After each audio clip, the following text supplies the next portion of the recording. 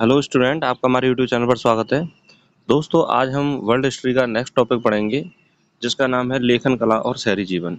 देखिए, जो भी स्टूडेंट मेंस की तैयारी कर रहे हैं, चाहे वो यूपीएससी मेंस है और आरएएस मेंस है, चाहे वो पीसीएस मेंस है या फिर किसी अदर पब्लिक सर्विस कमीशन का जो मेंस है उसकी तैयारी कर रहे हैं, तो वर्ल्ड हिस्ट्री वाला जो पार्ट है वहाँ से क्वेश्चन पूछे जाते हैं, तो उनके लिए इम्पोर्टेंट है। और ऐसे स्टूडेंट जो किसी भी राज्य के अंतर्गत या केंद्र में असिस्टेंट प्रोफेसर की एग्ज़ाम देने की तैयारी कर रहे हैं या यूपी, टीजीटी, पीजीटी की तैयारी कर रहे हैं, first grade RPSC first grade, second grade की तैयारी कर रहे हैं या DSSB की जो हिस्ट्री सब्जेक्ट से पीजीटी एग्ज़ाम की तैयारी कर रहे हैं, एनवीएस, केवीएस, उन सब के लिए क्लास बहुत ज़्यादा इम्पोर्टेंट है। यहाँ पर जो एनसीईआरटी को मैंने समझाने की कोशिश की है, वो बहुत कम समय में आप रिवीजन के तौर पर इसको पढ़ सकते हो, तो आपके लिए जो तैयारी कर रहे हो आप, बहुत लाभदायक सिद्ध होगा। और वर्ल्ड हिस्ट्री वाला जहाँ भी आपके कोई भी सिलेबस यदि आता है किसी भी एग्जाम में, उन सभी के लिए इम्पोर्टेंट है। चलिए, आज हम बात करते हैं अगला जो चैप्टर है हमारा वर्ल्ड हिस्ट्री में, उसका नाम है लेखन कला और शहरी जीवन। तो एक चैप्टर हम पढ़ चुके हैं, तो उसको जरूर देखिए। और भी क्लासेस हमने पॉलिटी की है, ज्योग्राफी की है, अपलोड कर रखी है, उनको देखिए। निश्चित रूप से आपकी तैयारी में लाभ होगा। और ऐसे स्टूडेंट जो पहली बार इस चैनल को देख रहे हैं, इस चैनल को जरूर सब्सक्राइब करें और दोस्तों से शेयर करें। तो शुरुआत करते हैं हम। आज का जो पहला चैप्टर है लेखन कला और शहरी जीवन। देखिए, लगभग 5000 वर्ष पूर्व शहरी जीवन का प्रारंभ मेसोपोटामिया में हुआ। यानी अगर हम बात करें कि शहरी जीवन का प्रारंभ कहाँ हुआ था, तो एनसीईआरटी हमें ये बताती है कि लगभग 5000 वर्ष पूर्व शहरी जीवन का प्रारंभ मेसोपोटामिया में हुआ। मेसोपोटामिया यह यूनानी भाषा के दो शब्द मेसोस यानी मध्य और पोटेमोस यानी नदी से निकलकर बना है। तो मेसोपोटामिया कौन सी भाषा का शब्द है? यूनानी भाषा का शब्द है। और यूनानी भाषा के दो शब्द, मेसोस का मतलब होता है मध्य और पोटेमोस का मतलब होता है नदी, नदी से मिलकर बना है। तो मेसोपोटामिया दजला व फरात नदियों के बीच उपजाऊ धरती को इंगित करता है। तो मेसोपोटामिया कौन सी नदियों के बीच है? दजला और फरात नदियों के बीच स्थित है। उपजाऊ जमीन, वहां पर सबसे पहले लगभग 5000 वर्ष पूर्व शहरी जीवन का प्रारंभ हुआ। यह क्षेत्र आजकल इराक गणराज्य का हिस्सा है। अगर आपसे पूछा जाए कि वर्तमान में मेसोपोटामिया का स्थान कौन सी जगह पर स्थित है, तो आज जो इराक है वहां पर मेसोपोटामिया का स्थान है। आगे हम बात करें, मेसोपोटामिया की ऐतिहासिक जानकारी के प्रमुख स्रोत इमारतें, मूर्तियां, कब्रें, आभूषण, औजार, मुद्राएं, मिट्टी की पट्टिकाएं और लिखित दस्तावेज हैं। तो अगर हमें मेसोपोटामिया की इतिहास के बारे में जानकारी मिली है, तो वह इमारतें, मूर्तियों, कब्रें, आभूषण, औजार, मुद्राएं, मिट्टी की पट्टिकाएं, लिखित दस्तावेज की सहायता से हमें मेसोपोटामिया की जानकारी मिली है। मेसोपोटामिया की सभ्यता अपनी संपन्नता, शहरी जीवन, समृद्ध साहित्य, गणित, खगोल विद्या के लिए विश्व प्रसिद्ध है। तो मेसोपोटामिया की सभ्यता से हमें किस किस के बारे में जानकारी मिली है? एक तो शहरी जीवन, साहित्य के बारे में, गणित के बारे में और खगोल विज्ञान के बारे में हमें जानकारी मिली है।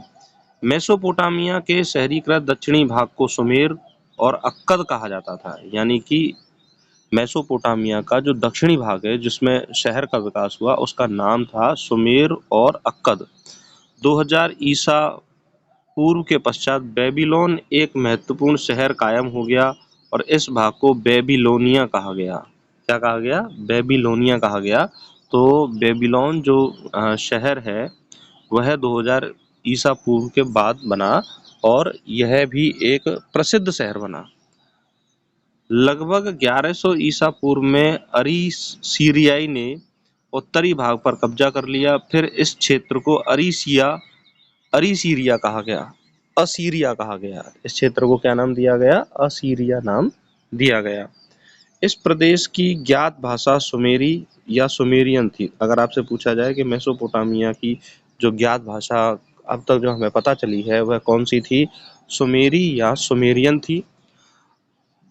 2400 ईसा पूर्व में अक्कदी लोगों के आगमन के साथ ही अक्कदी भाषा ने सुमेरियन भाषा का वर्चस्व समाप्त करके अपना महत्वपूर्ण स्थान कायम कर लिया। आप देखिए, प्रारंभ में जो मेसोपोटामिया की जो सभ्यता थी वह थी सुमेरियन या सुमेरी भाषा थी, लेकिन बाद में अक्कदी भाषा ने इस भाषा पर अपना वर्चस्व स्थापित कर लिया और ज्यादा जो बोले जाने वाली भाषा कौन सी बनी? अक्कदी भाषा ज्यादा बोली जाने वाली भाषा बनी।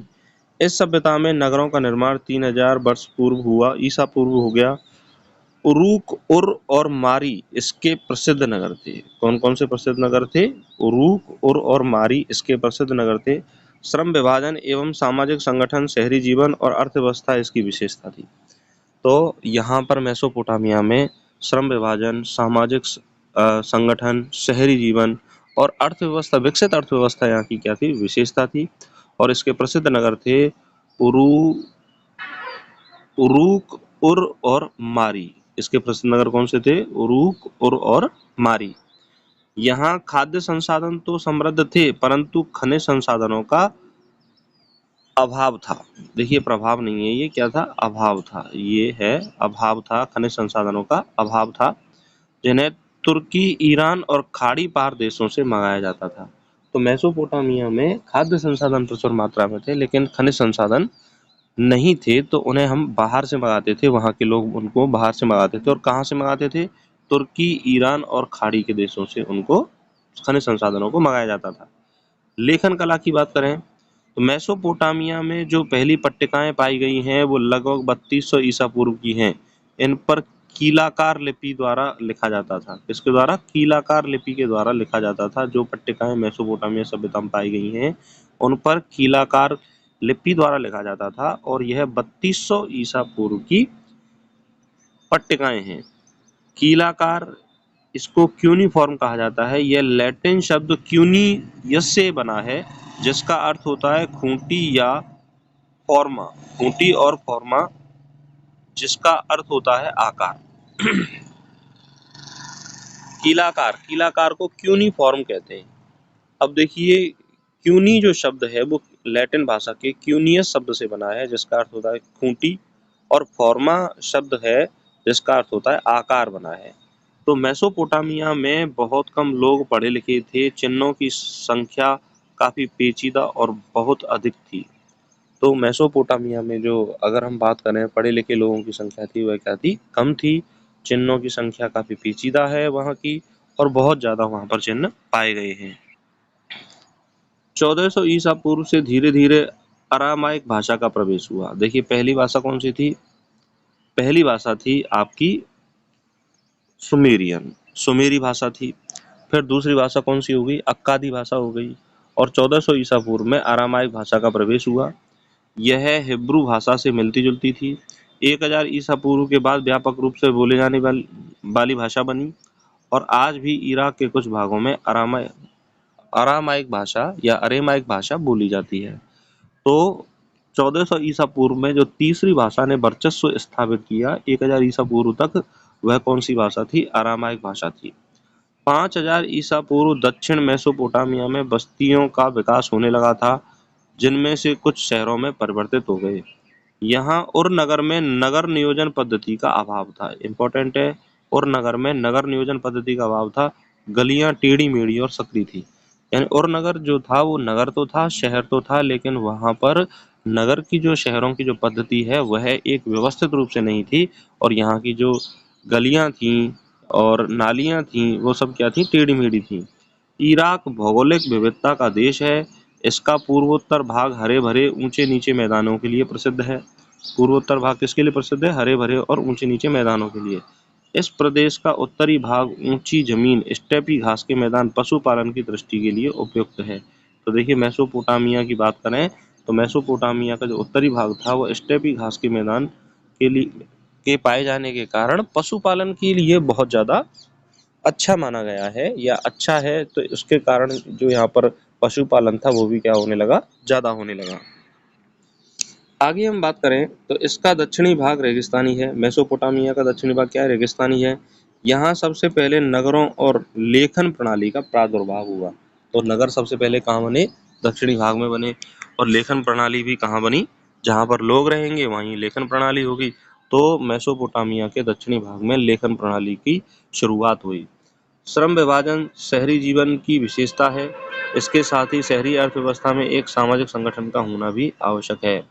मेसोपोटामिया के लोग संभवतः लकड़ी, तांबा, रांगा, चांदी, सोना, विभिन्न प्रकार के पत्थर तुर्कों, ईरान और खाड़ी के देशों से आयात करते थे। इसके बदले वे अपने द्वारा निर्मित कपड़े और कृषि उत्पाद का निर्यात करते थे। तो अगर हम बात करें मेसोपोटामिया सभ्यता में आयात किस चीज का किया जाता था? लकड़ी, तांबा, रांगा, चांदी, सोना, विभिन्न प्रकार के पत्थर। कहाँ से करते थे?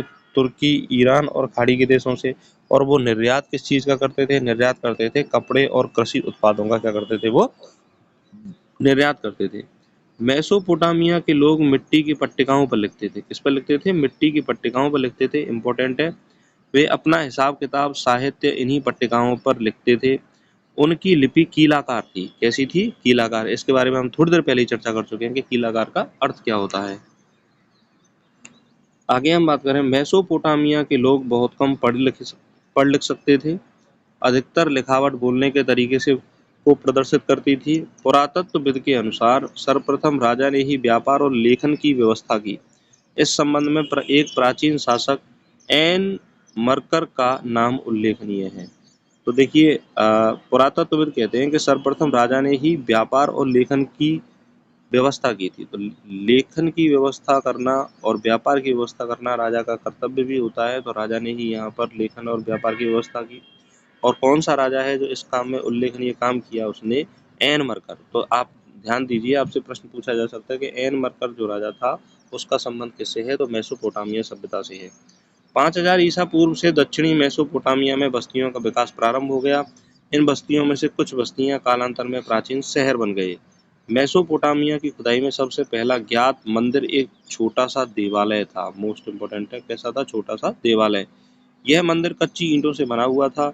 मंदिर में विभिन्न देवी देवताओं का निवास था, जैसे उर जो चंद्र के देवता थे, और इन्नाना जो प्रेम और युद्ध की देवी थी।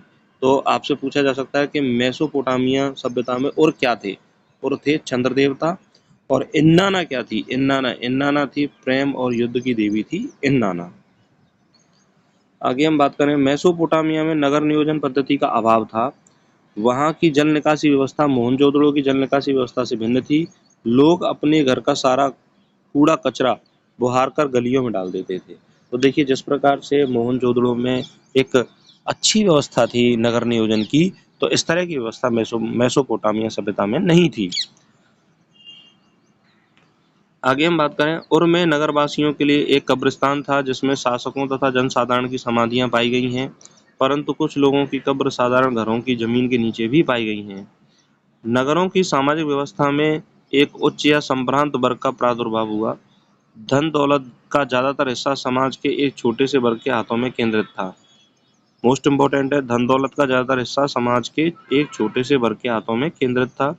मेसोपोटामिया के समाज में एकल परिवार को ही आदर्श माना जाता था। तो ये भी इम्पोर्टेंट है, परीक्षा की दृष्टि से पूछा जा सकता है कि मेसोपोटामिया के समाज में पारिवारिक जो व्यवस्था थी वो कैसी थी? एकल पारिवारिक व्यवस्था थी, जिसमें पति पत्नी और उनके बच्चे शामिल होते थे। पिता परिवार का मुखिया होता था।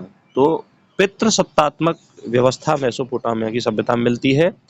जबकि अगर हम बात करें मोहनजोदड़ो की सभ्यता की बात करें तो वहां पर मात्र सत्तात्मक व्यवस्था देखने को मिलती है। चलिए आगे हम बात करें, 2000 ईसा पूर्व के बाद मारी शहर का विकास राजधानी के रूप में हुआ। तो 2000 ईसा पूर्व में मारी शहर क्या बना? मेसोपोटामिया की सभ्यता बना, सॉरी राजधानी बना। यह राज्य फरात नदी की ऊर्ध्वधारा पर स्थित है।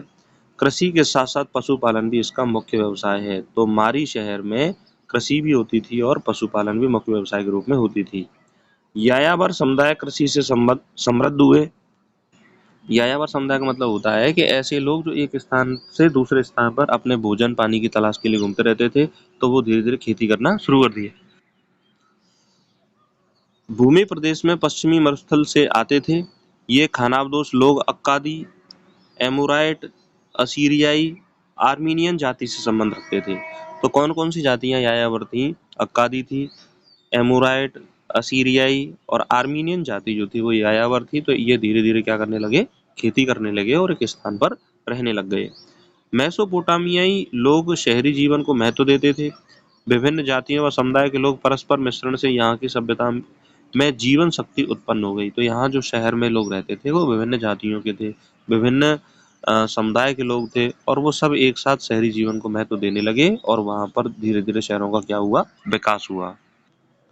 आगे हम बात करें मेसोपोटामिया की कालगणना और गणित की विद्वता संपूर्ण दुनिया को सबसे बड़ी देन है।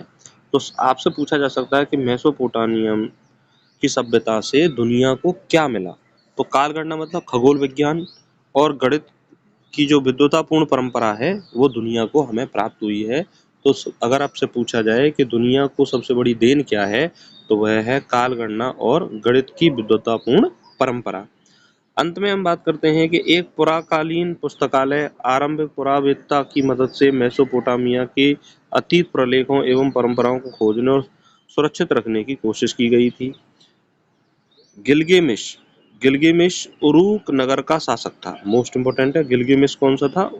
उरूक नगर का शासक था, महान योद्धा था जिसने दूर दूर तक के प्रदेशों को अपने अधीन कर लिया।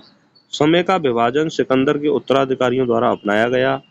वहां से यह रोम और इस्लाम की दुनिया में तथा बाद में मध्ययुगीन यूरोप में पहुंचा। तो समय का विभाजन किसके द्वारा अपनाया गया था? सबसे पहले सिकंदर के उत्तराधिकारियों द्वारा, फिर वहां से ये रोम में गया, फिर इस्लाम की दुनिया में आया, फिर उसके बाद मध्ययुगीन यूरोप में पहुंचा। तो इस तरह से जो मेसोपोटामिया के बारे में जो इम्पोर्टेंट बातें थी हमने उसके बारे में चर्चा की। आशा करता हूँ कि आपको ये क्लास समझ में आई होगी और जितने भी स्टूडेंट वर्ल्ड हिस्ट्री से संबंधित जो तैयारी कर रहे हैं उनके लिए ये क्लास रिवीजन के तौर पर भी बहुत मोस्ट इम्पोर्टेंट है और बहुत कम समय में आप उस जो वर्ल्ड हिस्ट्री का कोई भी पार्ट है और इम्पोर्टेंट पॉइंट है उनको रिवाइज करके जा सकते हो। तो एग्ज़ाम टाइम यदि आपका नज़दीक है और या फिर आप कहीं भी खाली बैठे हैं तो आपको पढ़ने का मन कर रहा है, तो उस स्थिति में भी आप इसको पढ़ सकते हो। और बहुत कम समय में हमने इस चैप्टर को समाप्त किया। यदि एक बार में ये चैप्टर आपको समझ में नहीं आता है तो इसको एक बार दोबारा देखेंगे तो आपको निश्चित रूप से ये चैप्टर समझ में आ जाएगा। और जो भी स्टूडेंट इस चैनल को पहली बार देख रहे हैं, इस चैनल को जरूर सब्सक्राइब करें और हमारे जो टेलीग्राम चैनल है रोवाब एजुकेशन उसको ज्वाइन करें। वहाँ पर आपको नई नई क्लासेस के बारे में जानकारी मिलेगी और विभिन्न क्लासेस की जो PDF है वो उपलब्ध हो जाएंगी। और इसी के साथ आप अपनी तैयारी को स्ट्रॉन्ग करते रहिए। नमस्कार, धन्यवाद।